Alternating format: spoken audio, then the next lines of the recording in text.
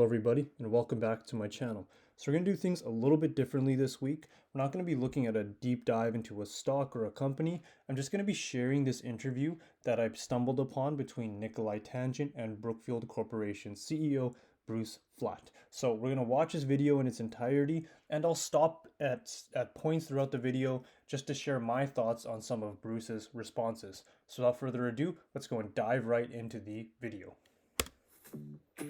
Hi everybody and welcome to the podcast In Good Company. I'm Nicolai Tangen and leader of the Norwegian Sovereign Wealth Fund. Today we are interviewing Bruce Flatt. Bruce Flatt has built up Brookfield to become one of the largest alternative asset managers in the world with $850 billion under management. Bruce is a really long-term thinker. Many people call him the Warren Buffett of Canada. Now, tune in to find out why. Hi everybody, I'm here with Bruce Flatt, and it's really an honor to have you here. Now, with $850 billion of assets, you are actually one of the largest alternative asset managers in the world. You've been here for more than 20 years and still going strong. And some people refer to you as the Warren Buffett of Canada, which is a pretty cool comparison. So pleasure to have you on. Thank you for having me. Now, I wanted to start with a big question. So you have identified three megatrends as a firm: decarbonization, de-globalization, and digitalization. So if we start then with the decarbonization, what are the investment opportunities in that field? Look, the most interesting thing that's going on in the world today is that, and to put it in the most simplest terms, the age of gas and oil fueled everything. And what we now need to do is take carbon out of the energy system and industrial processes in the world. And really, it's just taking carbon out. And it's not that you have to have no carbon, it's you just have to have less.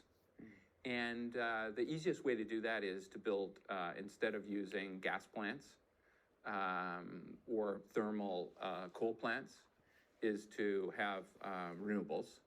That's the simplest way. But there are many other processes, and we identified early that because we were in the renewables business, that this was a trend that was happening, and therefore we're investing very large sums of money behind the transition of the economy. And it's really just the transition of companies to less carbon. What type of renewable are you doing? So we started in the water business, but you can't build many water plants anymore. No. And when wind became economic, we started building wind around the world. When solar became economic 7 years ago, we started into solar big. We're the largest installer, builder of solar plants in the world today. And when you look forward, what do you think is going to be the dominant source?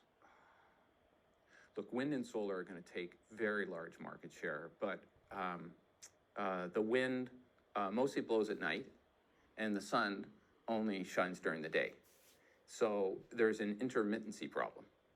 And what's really important is that batteries become economic to be able to augment when you have power.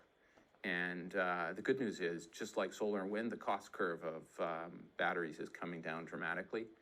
And that's going to be a very significant thing in the world. So renewables will be dominated by wind, solar,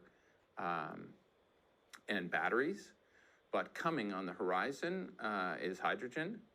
And we own Westinghouse Electric, the nuclear business, and I think there's no full transition without nuclear energy around the world. And the good news is our big plants, the AP1000 or 1,000 megawatt plants, we're coming with a 300, and we're coming even with a 20 megawatt small battery. So just want to stop it there. So a great segue into Bruce Flatt. The interviewer, he states already, Bruce Flatt's been called the Warren Buffett of Canada. And if you haven't watched my channel and you're not familiar with Brookfield, the reason why he's called the Warren Buffett of Canada is because he's averaged roughly 20% total shareholder returns per year for the past 20 years of their corporation and their asset management side. So he has the record to back this up. And just when he's called the Warren Buffett of Canada, you can see him kind of smile and chuckle a bit. I'm sure he hears it all the time. But to be compared to arguably one of the greatest investors, if not the greatest investors of all time, is such a high compliment. And just being associated with that, in my opinion, keeps you in high regard. So that was great to hear. Now, to provide some context behind what they're talking about the three Ds. So these are some trends or secular trends that Brookfield and other companies throughout the globe have identified. So the three Ds being decarbonization, de-globalization, and digitalization. So in this first part, they touch on the first one, which is decarbonization. So what does that effectively mean? So decarbonization means that we are effectively taking carbon out of the processes that we use to produce energy.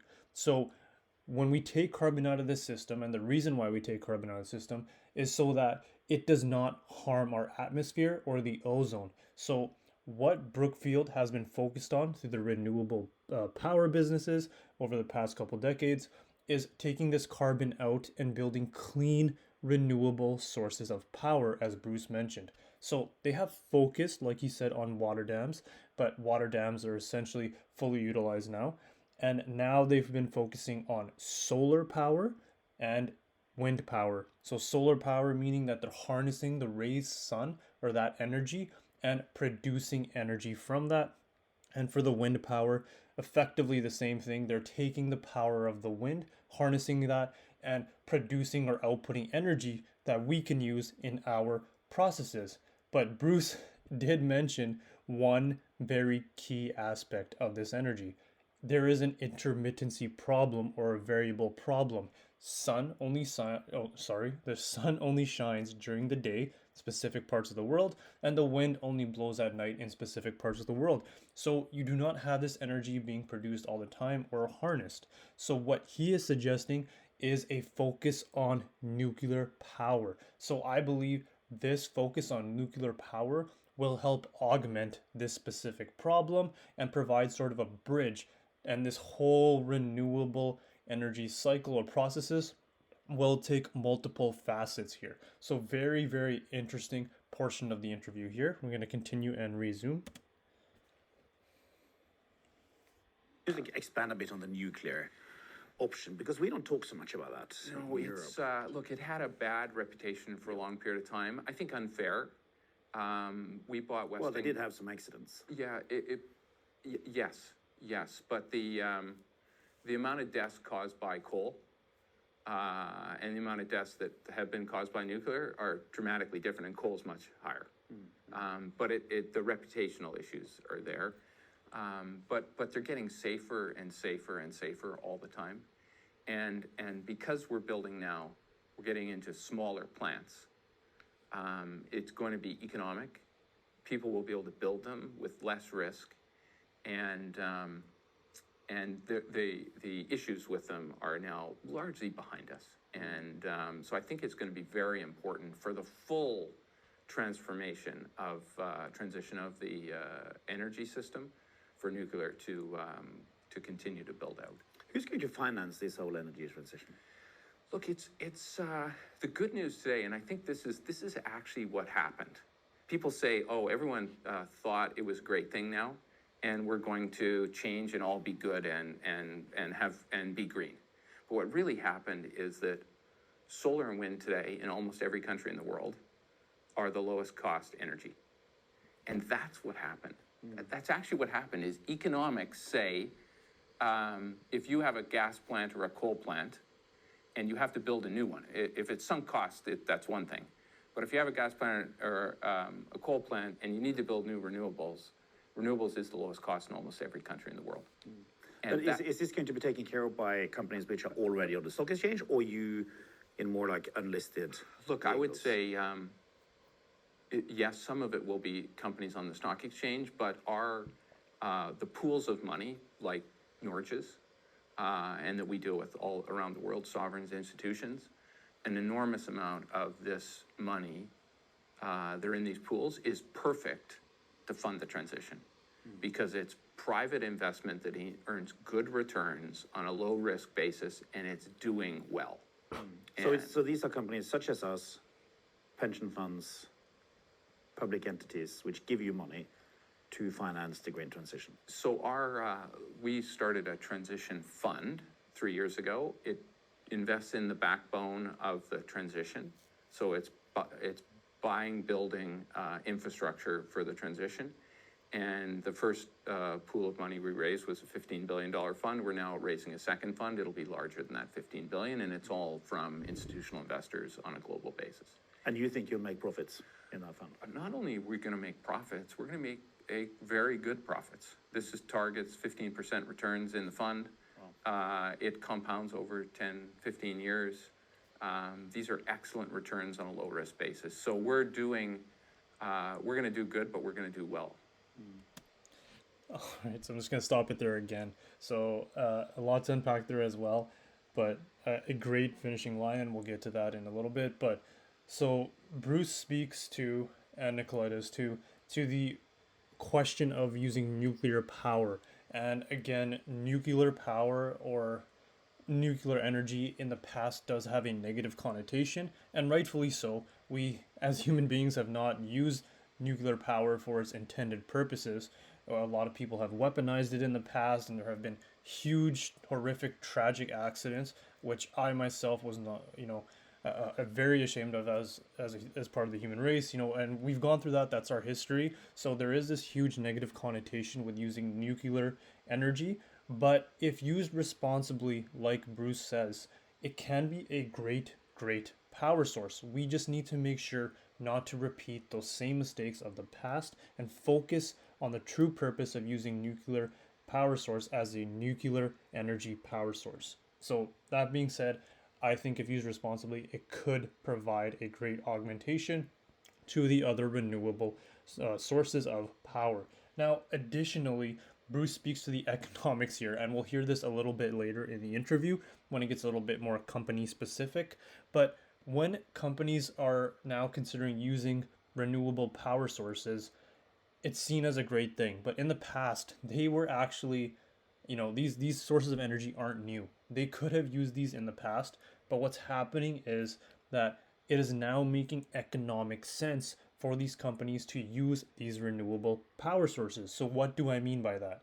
So basically it all comes down to money. So renewable power sources in the past were more expensive to implement, but now the cost is coming down for these sources of power. So companies are, gearing towards using these power sources because they're cheap. They're going to get cheaper, and companies, no matter how much they say they want to do the best for the environment, usually it all comes down to the bottom line. So as these power sources become cheaper and cheaper, more and more companies are now signing up to use these renewable power sources.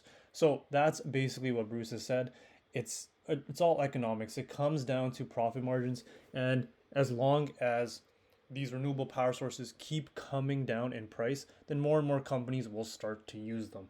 Now, what I like about that last line that he said, it's a very simple line, but I think it captures what they're targeting here very, very well. So he says, when he's asked about the returns of this fund or how well they're going to do, he says this fund targets, for this infrastructure fund, targets 15% returns. So it's 15% returns. And then he says, well, we're going to do good and do well. So that might sound a little cryptic, but I believe what he's saying is we're going to do good. So do good for the environment, do good for the economy by focusing on renewable power sources and infrastructure investments. So they're going to do good for the economy and the world and the environment, but then they're also going to do well, meaning that their investors will get great returns on these assets. So doing good for the economy and environment and doing well for the investors. I think that line was just beautiful. So we're going to resume with the rest of the interview. Do you think there's a philosophical question having people like yourselves owning large infrastructure projects? Look, I think shouldn't the state do all this? You can. Sorry for being a bit. No, I would say private. Sorry for being a bit socialist in my questioning. Private enterprise has proven to be highly effective at building and owning infrastructure around the world, and as long as the groups are responsible, as long as they do a good job. And remember, we own some of the most critical infrastructure on the planet. We own all of the gas pipelines in Brazil, for example. We own all of the telecom towers of India. 60% of all the phone messages go across our telecom towers. So these are big, large backbone infrastructure pieces. Everyone can't own those. You know, the government and companies make sure that responsible owners have them. But when we own them, our cost of capital is lower than the government. We can run them more efficiently. We can often run them better. And we want to put money behind them and grow. And it's not that government isn't important. There's a lot of places where government should be involved. But there's a lot of places where private enterprise can be involved. I'd say it's a combination of the two are really important. And increasingly more and more infrastructure investment is going into private hands. And that's why infrastructure used to be 25 years ago when we started talking to institutions about infrastructure investments, it was 1 or 2% in their funds or zero. Today, broadly, it's probably 10. I think it's going to 15, 20% of allocations of funds because these are ideal investments to have in institutional accounts. Why? They're very long-term, they're low risk, and they compound good returns. And as you know, compounding 15% for very long periods of time. If you compound, I'll go back. If you compound north of 12, if you're in a 12% return, you compound for 35 years, it's very meaningful. And if you can, totally. I mean, we have the fund. This fund has compounded between 6 and 7%, and already that's quite something. And what you say is that the projects you have can compound at twice that rate. yeah, and as you compound at 6, and you have a broad, because you need to keep a liquidity pool, you need to keep fixed income, so you have a more diversified portfolio. But for a component of that portfolio, if you can compound at 12% plus on a relatively low risk basis and not take hits, the difference in returns over the longer term are very, very dramatic. Absolutely. Oh, I can see why they call you the Warren Buffett of Canada. All right, so what Bruce is asked here is regarding the philosophical question or the societal question: is infrastructure moving towards a more private sector? So basically, infrastructure, as Bruce is CEO of the Brookfield Corporation, and they're building these infrastructure assets, is that bad for us citizens of these countries? So basically, citizens of countries pay taxes and they expect certain services from their government. We expect the government to be able to build out roads, handle toll booths, build the backbone of the economy, the things that we need for us to survive as citizens of that country. So as these infrastructure assets move out of government's hands into these private corporations' hands, is there not a conflict of interest there, or not, I guess the better word would be not taking action from the government in the best interests of its citizens? So Bruce addresses this pretty aptly, and I think it is a great response. And again, I struggled with it as well. I had this inherent conflict when I heard that these assets were being controlled by these private corporations, because you get these negative connotations. Private corporations control all of this. They can jack up prices, make it more expensive for us citizens to live. But what Bruce is really saying is that governments are so indebted. As we've seen, governments have high levels of debt. And governments do not always operate the most efficiently. Again, that's not a dig on governments, just stating specific facts. Governments will give these projects to people like Bruce and his team because they know that they can operate these assets very, very efficiently. They can complete these projects on time and finance these projects very, very well. So in my opinion, this infrastructure moving more towards private hands is actually a great thing. Now, Bruce is then also elaborating on the types of infrastructure assets that Brookfield has. So he speaks to the pipelines in Brazil, and he speaks to the telecom towers in India. So I'm very, very interested in these assets. Like he said, these are the backbone of the economy, very essential, these energy pipelines in Brazil and the telecom towers in India. And if you didn't know, they just bought some more telecom towers in India from American Tower. And like he said, 60% of the data from the messages coming across in India goes through their telecom towers. So that just shows you their scale and how much of these infrastructure assets that they actually own and operate. So I thought that was very interesting. Next, Bruce kind of talks about the returns of these investments and the allocation of funds that investors are now putting into these alternative assets or these managers. Previously, it used to be very, very small percentages. Alternative assets were not really seen as an investment vehicle for these large institutional funds like pension funds and private funds, but the allocation is increasing over time. He said it's roughly 10%. It could go to 15 or 20%. I think it could go all the way up to 25% over the next 20 or 30 years. So again, he is just commenting on how popular these alternative assets are. And the reason is, like he says, it's a perfect investment vehicle for large pools of capital or money or institutional money, such as a pension fund. The reason for this is because a lot of these funds, let's say pension funds, for instance, they are perpetual or continually being paid out or operated. So let me give you the example of the pension fund. You have pensioners contributing to it and people who are retired who get the cash flows from that pension fund. So when you have a large investment in an infrastructure fund, like he is speaking to, or an infrastructure asset, it is held for the long term. When you're holding a data center or a large hydro dam or solar power dam, so again, these are long-term assets with long-term cash flows that are great. They are not susceptible to market volatility as much. They are being held for the long term and paying out those stable growing cash flows. So again, I think that's sort of what he was speaking to there. So with that, we're going to continue on with the rest of the video. But hey, moving on to the second topic here, de-globalization. Why is that a megatrend? So I think what happened in the last little while is the world, I'd call it split. And partly due to COVID, partly because of the issues with Russia, partly due to people just saying, I can't have all my production capacity in one place. And it's almost de-globalization. It was a D. We had to have D's in the in our numbers. I see that. But part of it is it's diversification.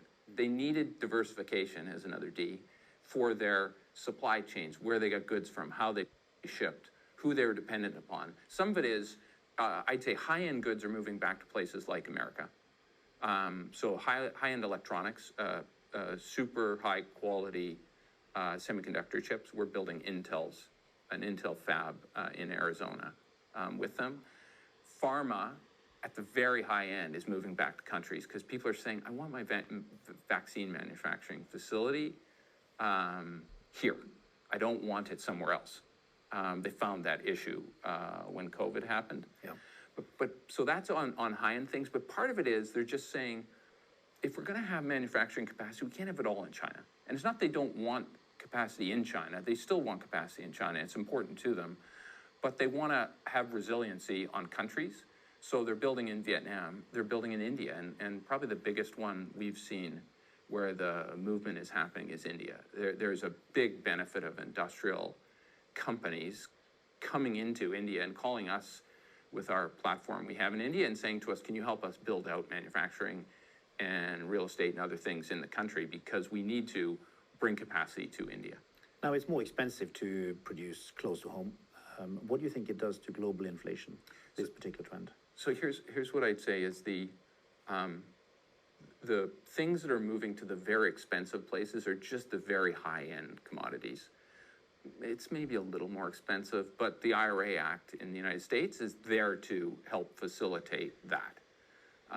So that's helping. Where the Inflation Reduction Act, FYI.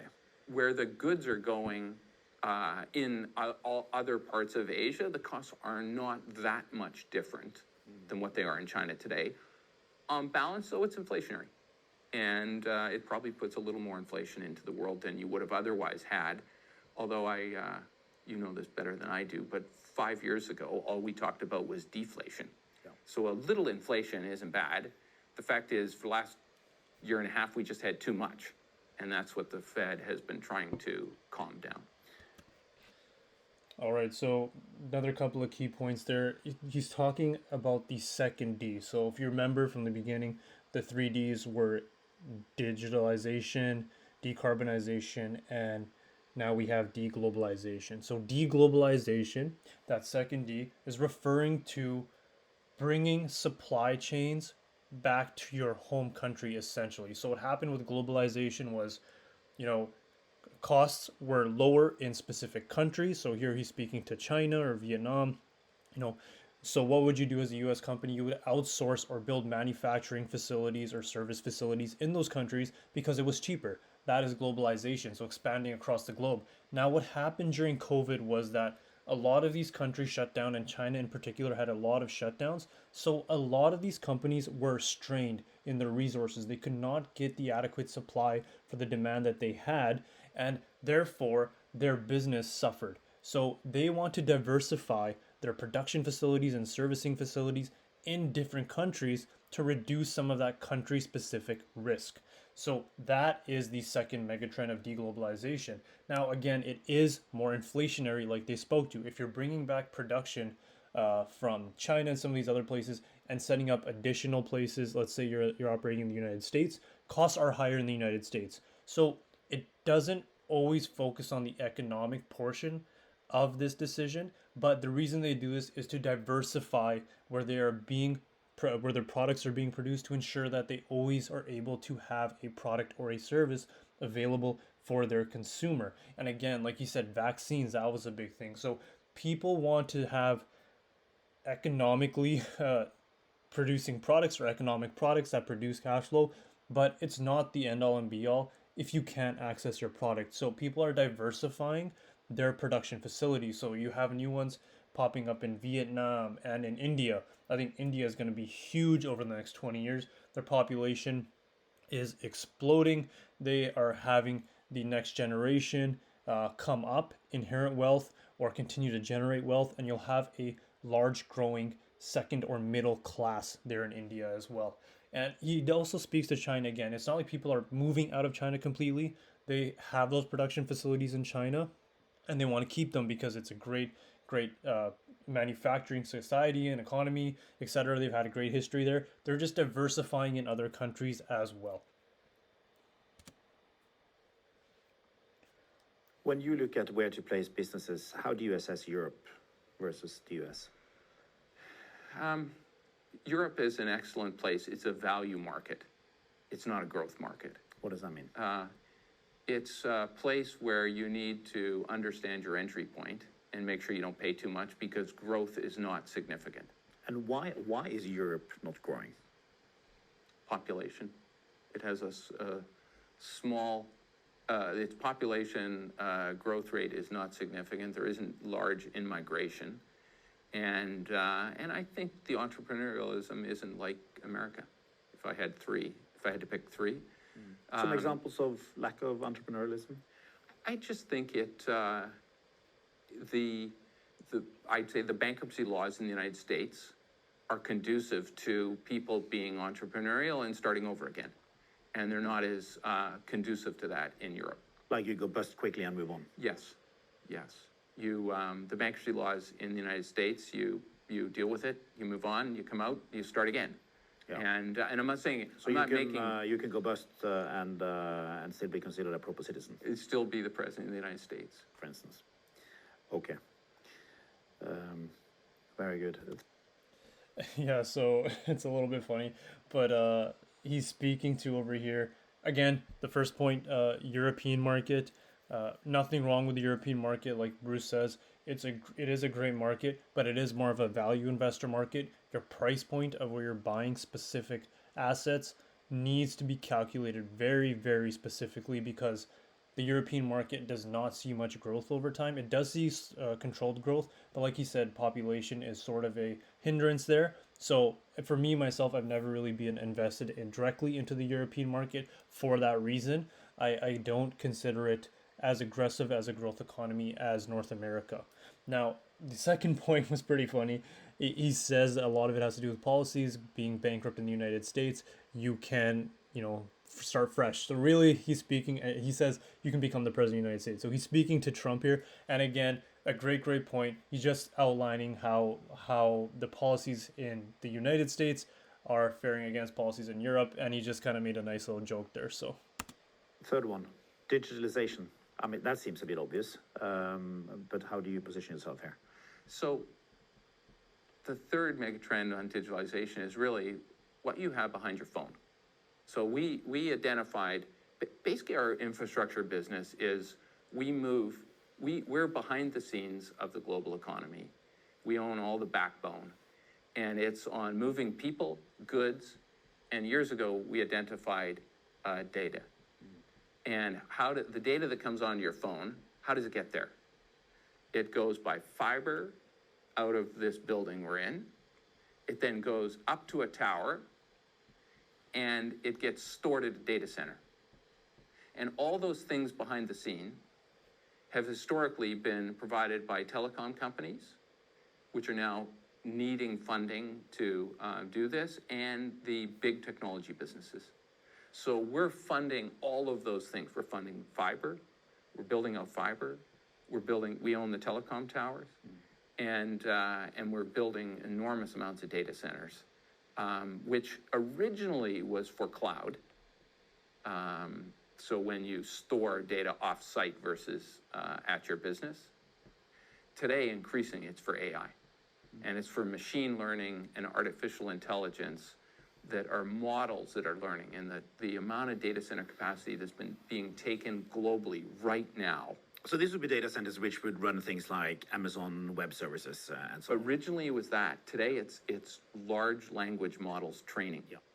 And the amount of capacity being taken for that is almost unprecedented than anything we've seen before. Yeah, I saw an article saying that it could account for 3.5% of world's electricity consumption.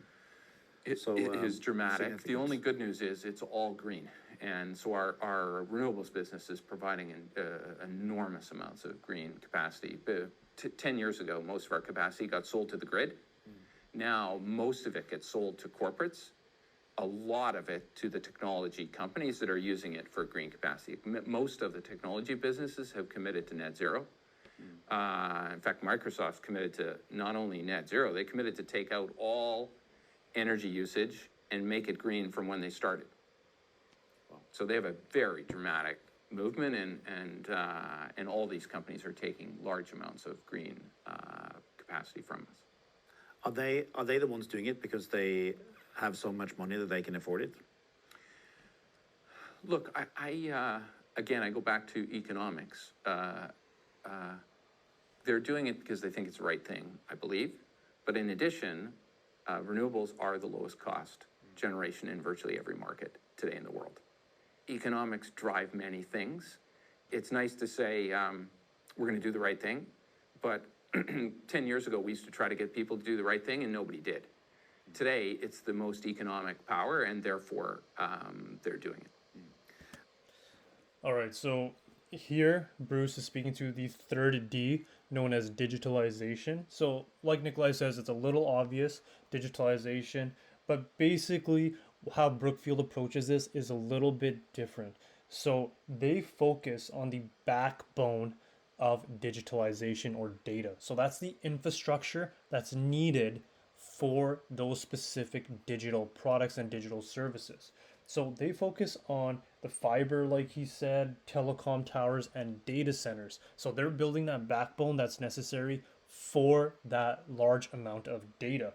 Now, it's speaking to AI here. Again, AI is a hot topic, but the artificial intelligence that you're probably familiar with is hearing things like ChatGPT through Microsoft, or Gemini or Bard through Google. But the way that Brookfield approaches this is they are investing in those backbone assets. So those data centers, like I said, for those AI models. So for that large language modeling, or large language, like Bruce said, AI learning or machine learning, that is how Brookfield is focusing on artificial intelligence, by providing those behind the scenes services for these companies. Now, he also talks about renewable energy, and specifically Microsoft. So like I said before, these companies, it's great they're doing these things now, focusing on renewable energy, but it all comes down to economics. So they're doing this because it is the most economically viable. But I do want to applaud them for doing this and focusing on renewable energy power sources. It is now economically viable, which means that they can focus on doing this. And like he said, Microsoft focusing on taking out all that carbon that they've used in the not only moving forward but in the past, that is a great commitment to the environment and to society. So just wanted to elaborate on that, and I think that's a great point there by Bruce. Now, you say economics drive a lot of things, and you also said that you are seeing more inflation. Now, how does inflation change your investment outlook generally? So, look, I would say the good news is today, maybe to start off with, is the Fed's actually done a very good job bringing inflation down, and the global central banks have cranked up interest rates, as you know, and they've tamped down inflation. So inflation is more or less getting under control. So we're not having 1970s like out of control inflation. We might have had that, but we're not going to have it. You don't think we'll have it? No, I think they've done a very effective job of tamping down inflation. For many of our businesses, it's actually a positive thing because, for example, infrastructure, we get paid a stream of income and it gets adjusted by CPI monthly, quarterly, annually. CPI is the price increase. Yes. So inflation, we actually get an inflation adjuster. So if you had fixed rate financing, the interest costs are the same. The revenues are going up because of inflation. So many of our businesses actually, they're positively disposed to inflation.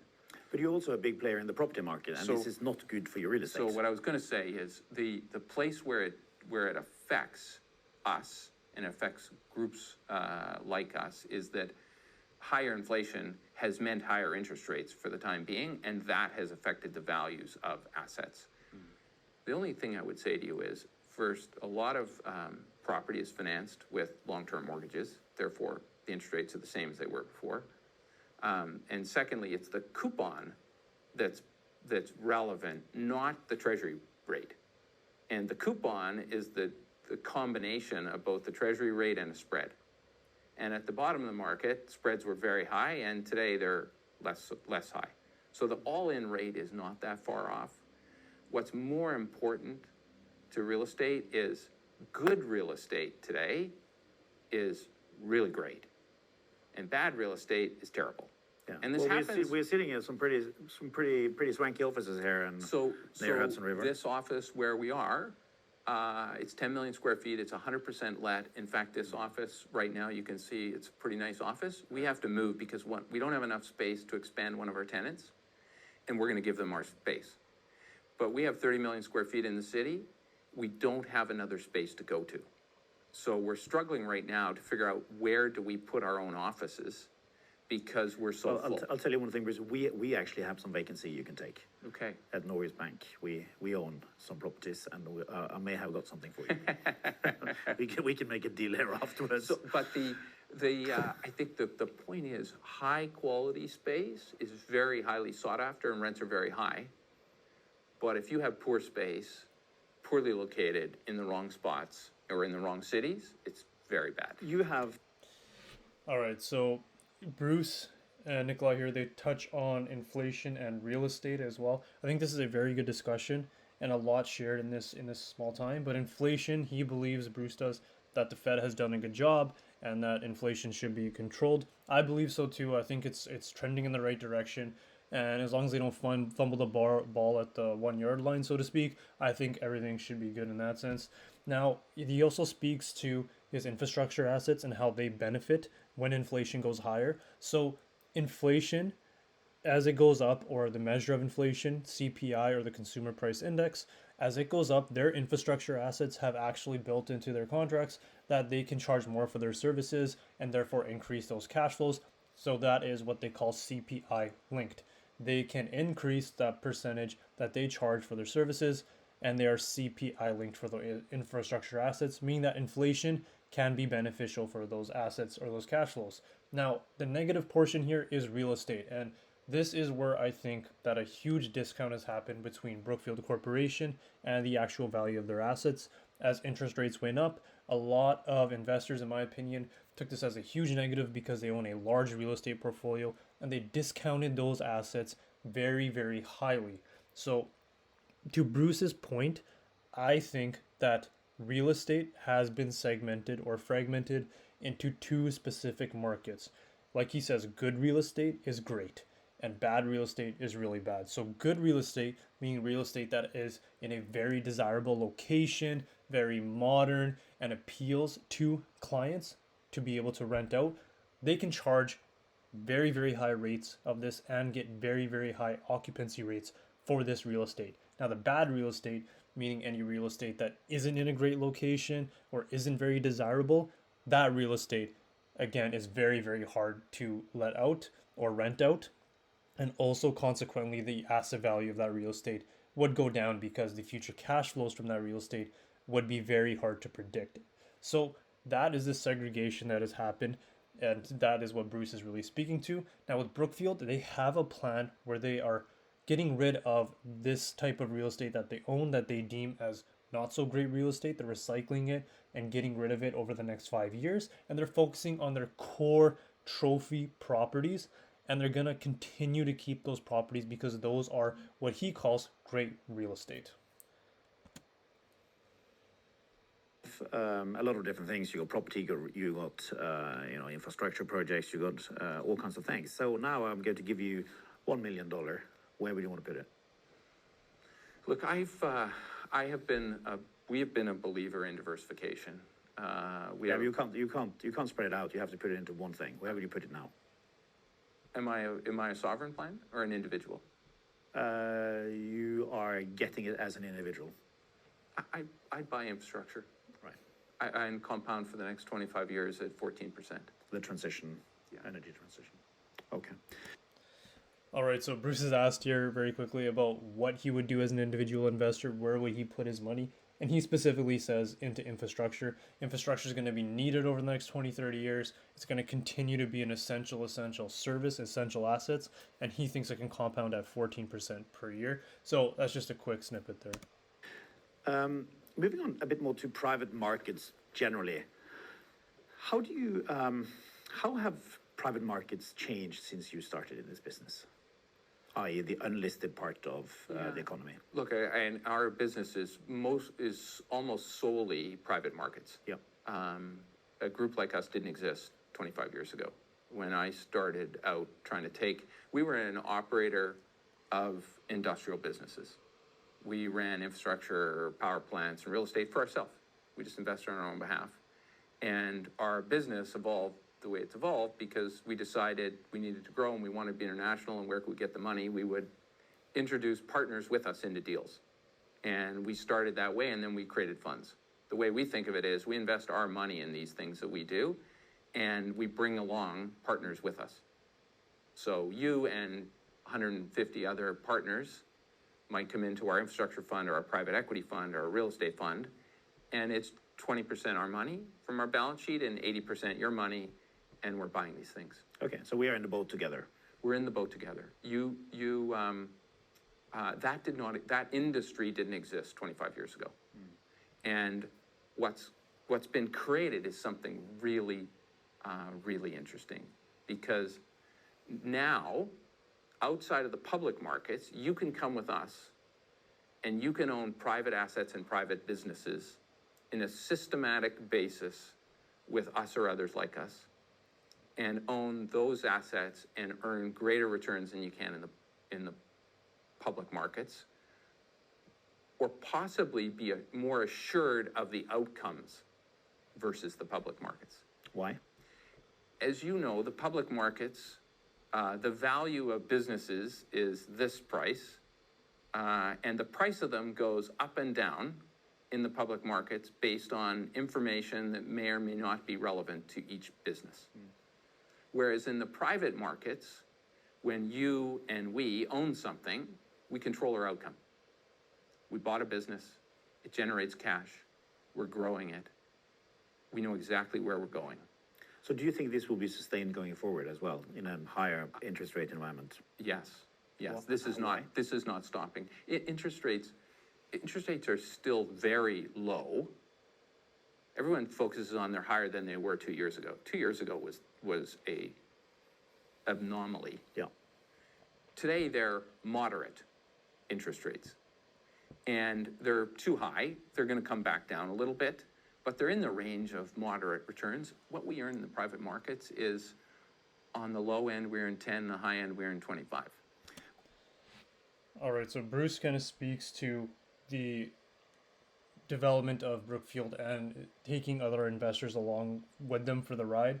So traditionally, Brookfield used to invest all of its own money into these specific assets. Then they expanded and told other investors that they're welcome to invest alongside with them, and that helped Brookfield grow. So, like he said, that's a great differentiator here, in my opinion, with Brookfield. They invest cash off of their own balance sheet along with other institutional funds or other investors. So they're both in it for the ride. So that shows Brookfield's conviction in investing into these alternative asset projects. Now, next he speaks about the private market. So the private market compared to the actual public market or the stock market. So when you own private assets, it is a lot different than public markets. So the price of stocks in public markets, as we've seen over the past 2, 3, 4, 5 years, they go up and down based on, random news that goes out, interest rates, specific quarterly reports, and the stock price can go up and down essentially, in my opinion, for no valid reason. It's just, markets, as much as we like to think they are rational, a lot of the time they are irrational. They do not always follow the fundamentals. They might follow them over a long period of time, but in the short term, they can go up and down at a whim.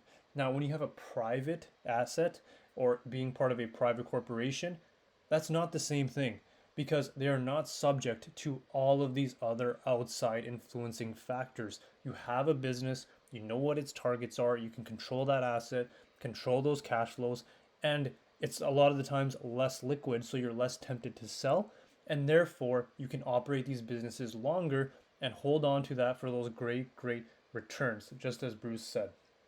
So I think, in my opinion, private assets, having a combination of private assets and public assets can be quite beneficial. What are some of the things that you can do in the unlisted market which a public listed company couldn't do? So for example, when we run a private business, we do not necessarily care what the quarterly earnings are. What we care about is the long-term value of the business, how we create customers, how we build the business, how we grow it, how we invest into it. And all of those things sometimes are in contrast to what quarterly earnings tell people they should be doing. So when you're a public company and you miss your quarterly earnings, sometimes it's terrible in the public markets. And therefore people make decisions. I'd turn it around.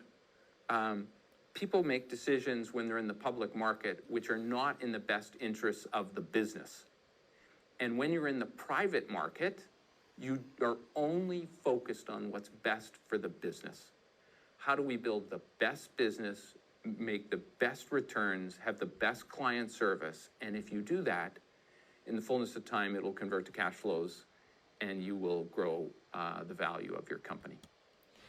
So really, again, just hammering that point home that when you have a private business, you're less subject to this volatility. Again, volatile stock prices in the public market based on quarterly results, not really focusing on that long-term value of the business. So when you're in the private market, you can focus on that long-term value of the business. You might have one quarter that's a lot worse in terms of financial performance, but you know that this quarter was expected. It's going to be like this for a couple of quarters, but in the long-term vision of the business, it will continue to grow as planned, and your stock price or share price will not go up and down in terms of that volatility because you're more concerned with the overall positive trajectory or generating that value of your specific private business. You are not the only ones doing this. You are up against competition. So how do you differentiate yourself against the likes of, Blackstone and so on? So everyone in business should try to have some way to differentiate their capital. Otherwise, it's just capital. And our strategy over time has been we're very global. We're in 35 countries. We've built out a system to be able to invest in places and be value investors around the world, and often markets change. You asked about Europe earlier, the United States, they all change at different times. Our size gives us a scale that not too many others can compete with. And we came from an operating background as industrial owners of businesses, and therefore these are businesses that we run. So when we say we're in a business, often we've been in this business for 25 years, 30 years, 40 years. And it just makes us different. So it's not like we're buying a business, being in it for a little while, and it goes away. We've been in the renewables business for 40 years. And there may be plants that we've owned, built, sold, but the business and the people, the 3,000 people that run our operations, are Brookfield employees, and they don't go. And so it's the way we operate is just a little bit different. And we're a partner to the institutional clients because we put a very sizable amount of money that we've built up in our holding company beside our investors. So we eat our own cooking as well. There has been historically some criticism of lack of transparency in this industry. How do your clients know what you actually do? So what's really interesting is every quarter we give the numbers on each of the businesses we own with our clients. We take them through it, and we actually do valuations. So quarterly, annually, we do audits. And so we have 100, each one of our businesses, each one of our assets, we have 150 partners who are looking at the numbers, and they're combining it into their results. So when you're a partner with us in a fund or an investment, you get the same results we do, and you see them every day, and you see the full inside details of everything going on. So in fact, it's almost the opposite. It's highly, highly transparent. Is it more transparent than it was 10 years ago, 20 years ago? I think what it is we get better all the time. We're learning. Remember, this industry started from nothing 25 years ago, and we're getting better every day, providing information to clients. So an investor in your fund get full insights into what you do and the value of each part of it. Yeah, each one takes advantage or capitalizes on it different, but some of the large ones sit on the boards of our companies with us. Right. So they're very, very involved. What about... All right, so Bruce here, he's asked a couple of questions. Now, what differentiates them as an alternative asset manager to, let's say, Blackstone?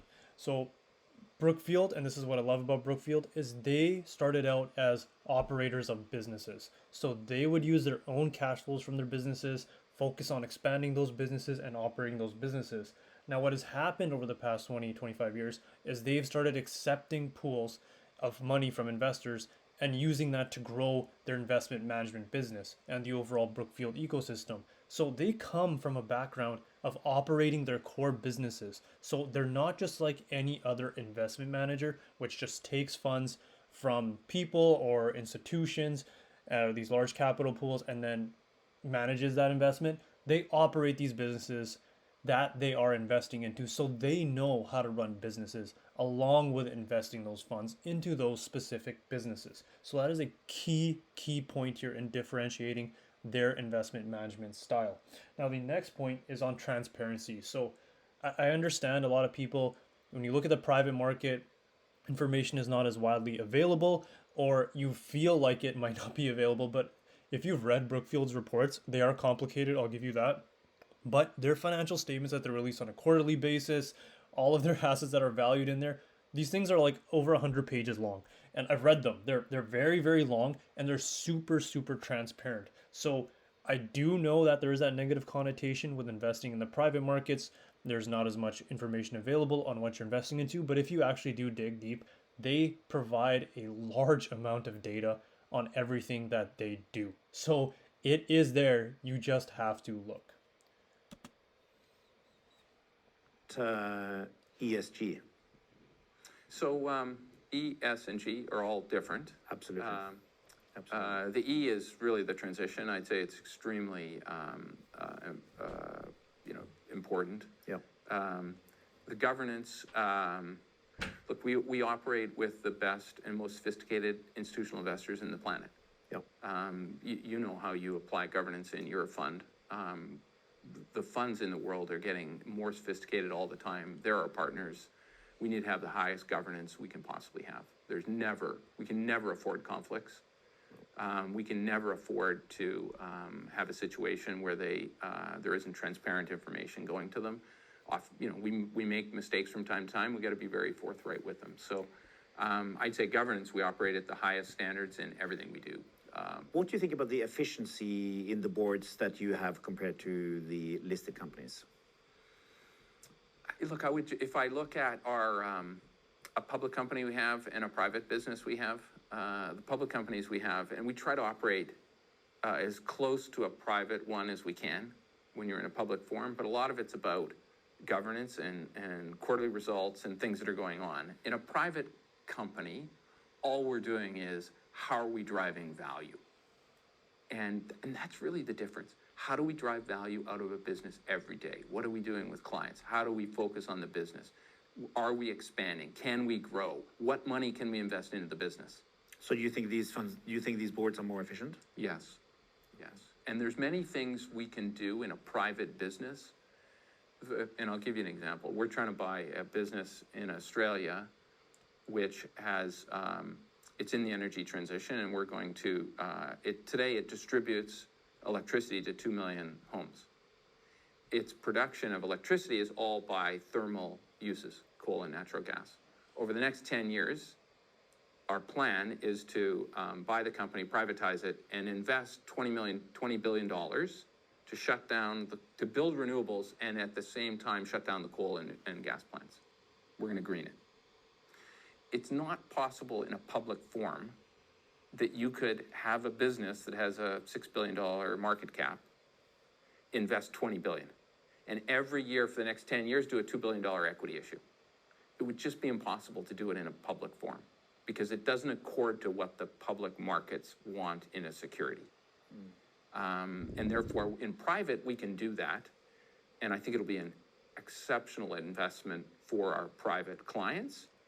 It's something that's almost impossible to pull off in the public markets. And I think that's what's happening with private markets. And that's why private markets are really important. And that's why they're growing and growing in institutional accounts. So Bruce. So he's speaking here to the board of directors. So again, the difference between a private market board of directors and the public market board of directors. So the public ones are focused more on those quarterly results, whereas the private board of directors is focusing on what's best for the business. Now, again, I'm not saying that public board of directors or directors do not focus on what's best for the business, but private ones specifically, in his experience, have focused more on the trajectory of the business. How are they providing value for all of their shareholders, clients, etc., all of their stakeholders in totality? So that is the difference here in terms of what he's speaking on in terms of board of directors. Now, he's also talking about how difficult it can be to operate their type of business in the public market. So he's speaking to this asset in Australia, and they're going to green this nuclear power plant or this coal power plant. They're going to turn it green into renewable. They're going to invest $20 billion of a $6 billion publicly listed company. So they need to buy it and then take it private and invest this money over time. In the public markets, and making that investment and doing subsequent issuances for this is extremely hard with the processes in place for the public market. So he's speaking to why they do need to do this in a private market. Bruce, you do all this work, you create all this value, but there is a perception that fees in this industry is very high. So the first thing is we have hurdles that we have to meet. So if we take capital from an institutional investor, they get an 8% return, and they get that no matter what. If we don't get that, we don't earn anything. Okay. So in the case where we only earn an 8% return, which I think the hurdles of your returns in the fund are around 8. So by investing with us, you can earn 8. We don't get anything if we don't get 8. Right. After that, we share. Some of the upside is shared with us. and it depends on transaction and type of investment. But there's a sharing of it, and only if you earn, we earn something, and therefore there's close alignment between them after 8, and so I think it's been structured to be in a situation where you're going to get a minimum, and then we're going to share in some of the upside, and I think, on a net basis, the returns have been excellent for those that invested in private markets for a long period of time. Absolutely, absolutely. There's also something called co-investments, so investors can put in additional investments on the side, right? So many of our funds are large, but we have the largest institutions in the world with us. And the reason they come into the funds is because we also generate large co-investments beside the funds. And often we're bringing in those clients into direct investments with us. So, for example, we just bought a payments company in our private equity business, and 30% of the money went in our fund, and 70% of it went directly to our partners in the fund as co-investment, and much less or no fees get charged on those co-investments. Do large investors like us get better fees than small investors? Yeah. So the way it breaks, if you're putting small amounts of money in a fund, we charge X. Large investors who put large sums in drive much better terms, and the fees are the least. So fees, again, a popular topic here. So what are fees that are charged to these investors? So Bruce speaks to, yes, there is transparent fees. Their interests are aligned with the investors. By that, he means that they want their investors to do well because then they get paid. So there's an alignment between their interests of increasing their investor performance or their value, and then therefore they also share in the piece of that profit. So when their fees, again, like he said, they have a hurdle rate of 8%. So if they don't get 8%, they don't get anything from the investor. So that's a great point there. So they have to generate north of 8% returns to get any fees in the first place. Next, what happens is anything above that the investor generates, they also get a piece of that pie. So that is what I've referred to in past videos on Brookfield, is their carried interest. This carried interest, so this portion of the pie that they get from their investors on those returns, is like their crown jewel. They're gonna have this, and it's basically right there on the balance sheet. This is cash flow that they're gonna get from those investors, because that is their portion of the profits. So it's a great business model. Now, next, he is asked about the fees and if you get a break on fees. Now, logically, if you invest more and more money with them, you are going to pay a lower set of fees compared to somebody who invests a small portion. That is just how the industry works.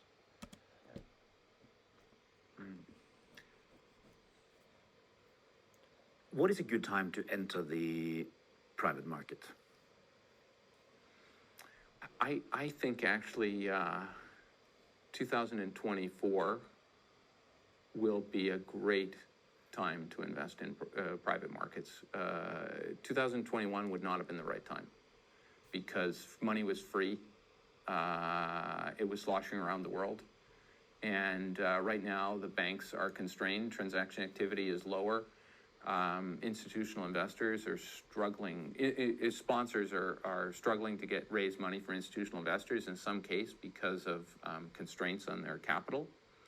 Therefore, that's a time when private markets are the right time to enter. So I would say at this point in time, the vintages starting right now for the next 24 months will be excellent vintages in almost every sector that you invest into. So this is a very good time to be entering in if that helps. Is that something you say every year? Look, I would say, that's a good question. I would say private markets in general people should have been and have been allocating more money to private markets for the past 20 years. I think it's going to keep going for another 20 years. So the answer is yes, although some vintages are better times. They're just better times to invest when markets are tougher, when there's banking markets, when credit markets are tougher, you just get better deals. Yeah, because there are a lot of negative articles in media these days, which I always think is a good news, right? It's good news. And so I would just say it's the interest rate chaos, the war, like leave aside all the situations that have happened, that creates animosity, it creates confusion out in the markets, and people are not sure where things are, and therefore capital is less freely available. The banks are constrained because of their own financial situations, and that just means valuations are better. Entry point in investments is extremely important. So basically, speaking to that entry point in investments, that is critical. So valuation, you always want to be trying to buy company at fair or discounted prices. Then you can fully participate in the economic upside of that company or that asset. So he's comparing investing in 2021 to 2024. So 2021, money was free is what he says. So basically, money was being pumped into the system because of COVID. People, were getting stimulus checks, spending all that money. Everything, stock prices, all asset prices were inflated. You had other assets that I don't really consider assets, like NFTs or even cryptocurrency. Like all of these things were jumping up higher and higher for no apparent reason, just because money was being flooded into the market. Now, comparing that, if you had entered into these assets there, comparing it to what he's saying could be this year, your price point would have been a lot different. So 2021 was not really the best time to invest because everything was going up. Valuations were super high, and then they came down to more reasonable levels after that, following in 2022 and 2023. So what Brookfield does is they continue to invest for the long term, but they are opportunistic. They are true value investors. They know when to invest during the business cycle because they have been through this many, many times before. Now, a portion on news, like Nicolai suggests, whenever he hears bad news, he thinks it's a good sign. Because I agree with that. You need to have this contrarian mindset that whenever there's a lot of bad news in the headlines, and again, I'm speaking to the stock market specifically, and stock prices come down, a lot of people get scared, they sell out of their positions. That's usually, more often than not, the time to start buying. So you need to have that contrarian mindset when you are investing for the long term. There was an article in the Sunday Times where you say that your guiding principles are to buy cheaply and having patience. Now, buying cheaply is pretty obvious, but tell me about the patience side. Buying cheaply is not exactly obvious because you're never sure what's cheap. And I'd say that's the most important thing of what we do as a business is we're assembling information all the time and trying to figure out, is it different this time or is it the same? And what information do we have? But once you're into an investment, what you can't do is give up. You have to have your convictions because often the best investments are ones where they continue to go down and the markets are continue to be tougher. But once it turns, you have to have the conviction to stay and be invested. And it just takes patience. It takes patience, fortitude, and actually being around. Learning, investing is one of the few things in life where you get better as you get older. Are you more patient now than you were when you were young? Yes. Isn't that really odd that we are young and we feel we are in such a hurry despite having a long time left, and now we are approaching death and we suddenly become really long term. What's interesting is you in golf your score goes down. Tennis, your score goes down. Racquetball, your score goes down. Like everything gets worse as you get older. Walking, running, whatever it is, it gets harder. With investing, you've just seen it, and everything isn't the same, but it's similar. And what we try to do is have a combination of, I'll call it, older executives who are around and younger people that can drive the business. And it's a combination of having that the amount of people with knowledge from the past with young people that can combine the aggressiveness and drive. So you became CEO when you were in your 30s, and now you are no longer in your 30s. So what's the main difference between the young Bruce Flatt and today's Bruce Flatt?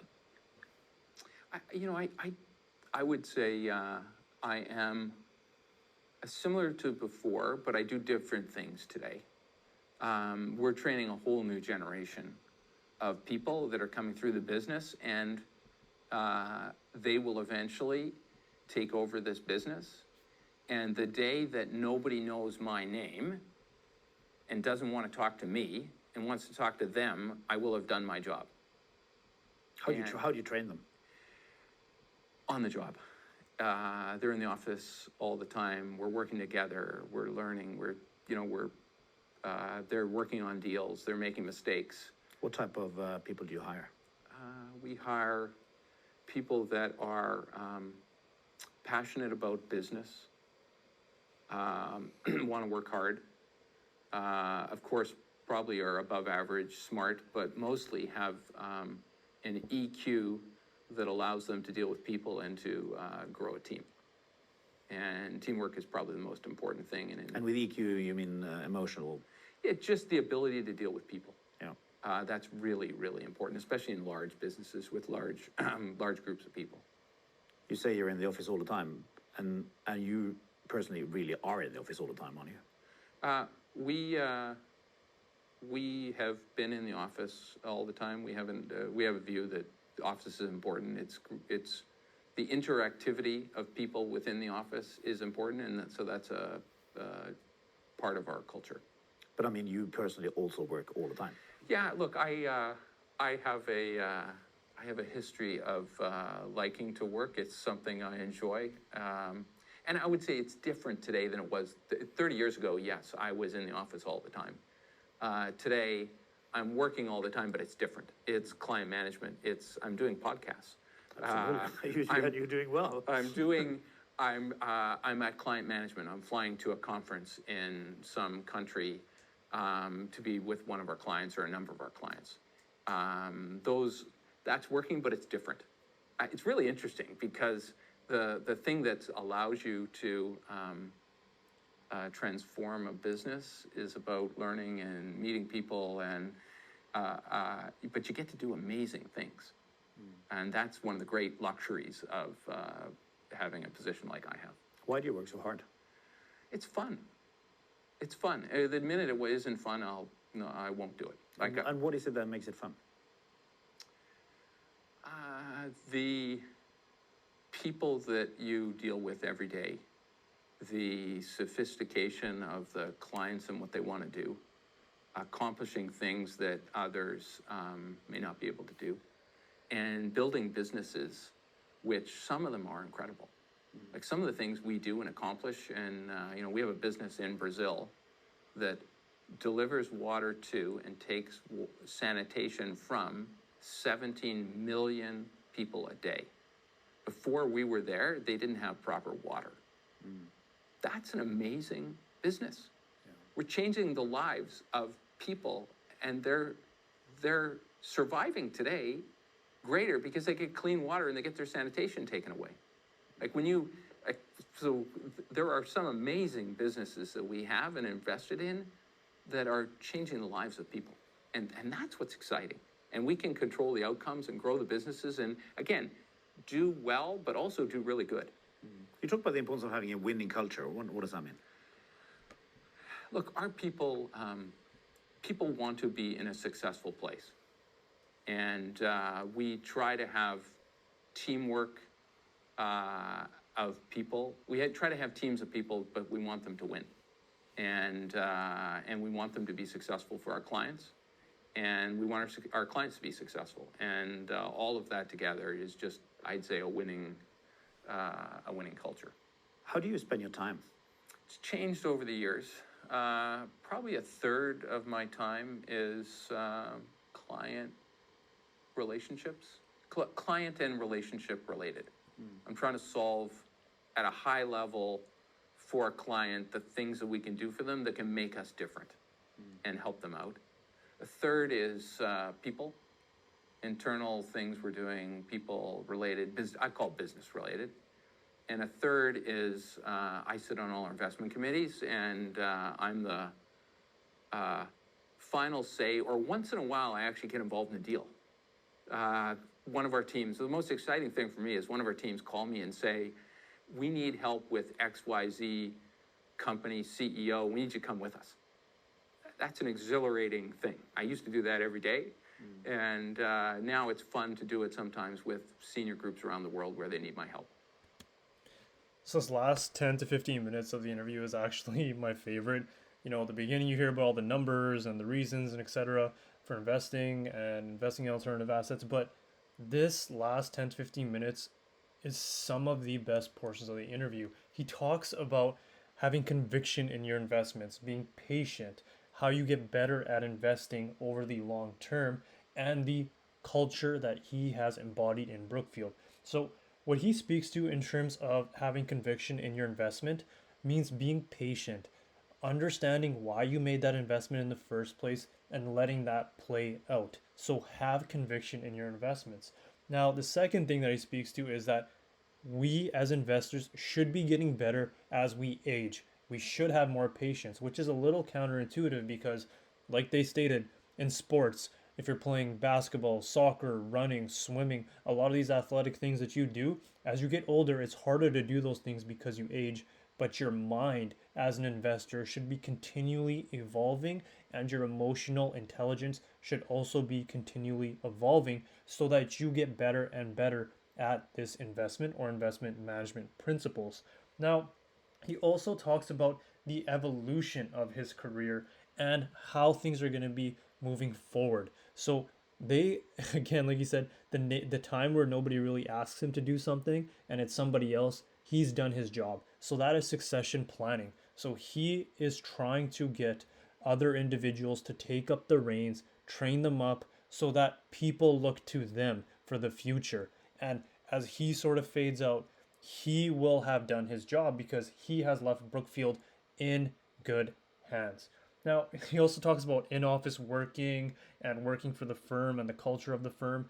I'm actually a strong believer that in office working and working in the office is very beneficial for your teams. Having that face to face reality. Again, working at home maybe a couple days a week is totally fine when you need to go into deep work, but I believe also that in office working is a great benefit for your working team.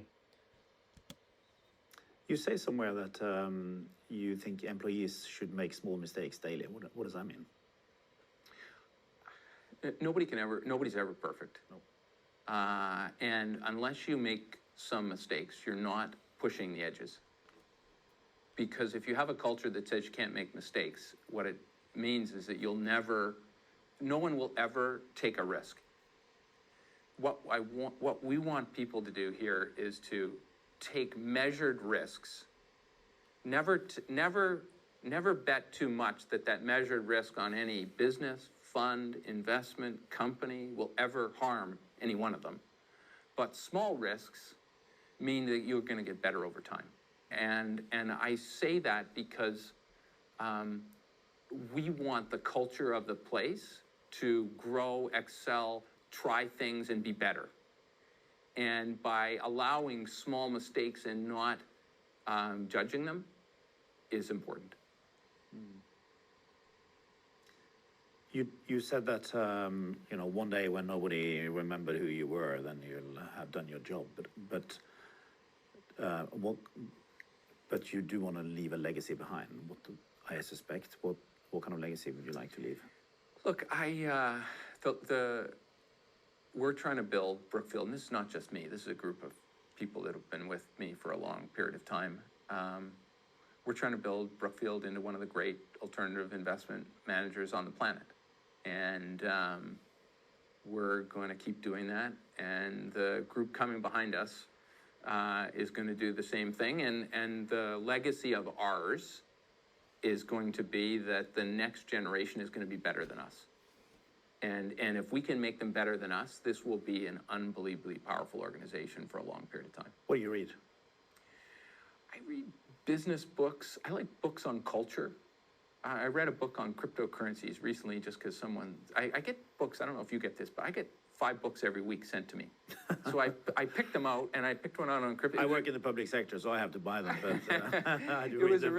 it was a really good book, but I like culture of countries and ethnicities, and so I read a lot of books on culture. And what part of culture do you find particularly intriguing for the time being? I find, look, everything that goes on in the Middle East is very interesting. Interesting may not be the word that everyone puts to it, but I read a lot. I love to learn about, like, I'm a North American, so I understand North America, but I've traveled in my job as a luxury of it is to travel to most countries in the world, and each one of them has its own distinct culture and environment, and I love to learn about them. But you talk about culture, and you say you were a North American. I mean, a North American is not a North American. Isn't a Canadian different from a US person or not? I would say, you know what I've learned over the years? And I've lived in many places. I lived in New York for a long time, London, part-time, spent time all over the world. People are all the same. They're all the same. Everyone wants the same things really in life. They do it a little differently. There's cultures a little different. Yes, Americans are a little different than Canadians, but at the root bottom of it, people want the same things. They want their children to be educated, to do well. They want to earn an amount of money. Some want more, some want less. And they just want to be successful in what they do. Well, Bruce, you say everybody's the same. I'm not sure I quite agree with that. I think you have done something really, really special here. Big congratulations. All right, so that is the end of the interview, but it was a great interview, in my opinion, just breaking down the last couple of minutes. Bruce pushes his team to take what he calls measured or calculated risks. So, again, those are risks that push the envelope but are calculated, and they know that they can continue to do these things, make small mistakes in order to grow the business. Next, he talks about legacy. So, Nicolai asks him about legacy. What do you want to leave behind? And Bruce is very humble in saying that he doesn't really want to leave anything behind but a great company with great people. They want to continue to grow over time, and if that happens, he will have done his job. Now, finally, he talks about, a lot of human aspects, culture, things that he reads, and he talks about humanity itself. Like, he talks about how he believes that as humans, we all have different cultures or different ethnicities, but a lot of the things that we want are essentially very, very similar. So a nice, well-rounded interview here, in my opinion. If you like this interview, leave some comments below. Let me know what you're thinking, what you think about Brookfield, what you thought about this interview. I just found this channel. I'll leave the link in the description below for this Nicolai's channel here. A great, great channel, and they have a bunch of other interviews. Like you can see, he has one here with the McDonald's, I think, CEO, another one, chair of Volvo. So again, I'm going to be watching this channel nonstop. I'll leave the link in the description below. You should check out this channel as well. So that was the video. I hope you enjoyed it, and I'll see you in the next one. Please note, I'm not a financial advisor by any means. All of this information is merely for your entertainment purposes only. Please do your own due diligence when investing. Investing is inherently risky, and you may lose money. I am not liable for any investing decisions or losses you incur. Thank you for watching. Have a great day. Bye.